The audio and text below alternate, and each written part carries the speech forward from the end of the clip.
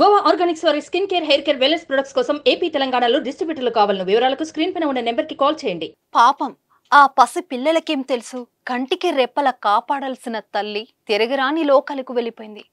అమ్మ ఇప్పుడే బయటికి వెళ్ళింది కదా, కాసేపయ్యాక వస్తుందనే ఆశతో ఎదురు చూస్తున్నారు.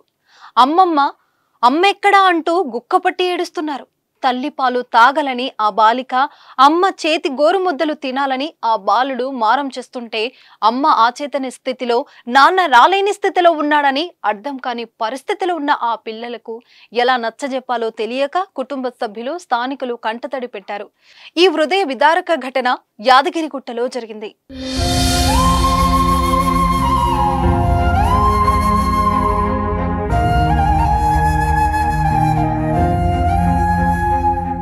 యాదగిరిగుట్ట మండలం ఎస్ఐ కాలనీకి చెందిన బోడిద యాదయ్య, దేవమ్మ దంపతులకు ఇద్దరు కుమార్తెలు.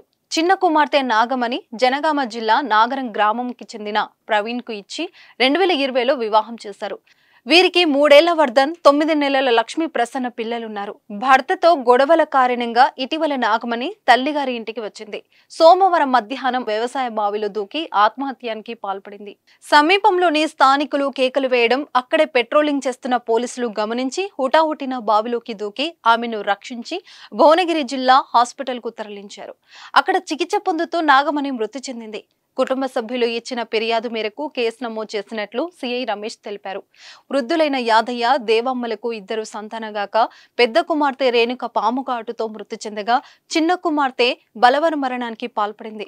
ప్రస్తుతం చిన్న కుమార్తె నాగమణి పిల్లలు అమ్మమ్మ దగ్గరే ఉన్నారు.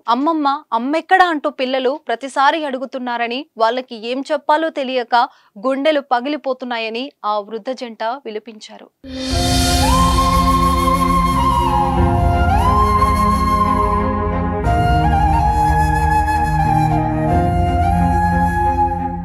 సుమన్ టీవీలో మీ పర్సనల్ అండ్ బిజినెస్ ప్రమోషన్స్ కోసం కింది నెంబర్కి కాంటాక్ట్ చేయండి.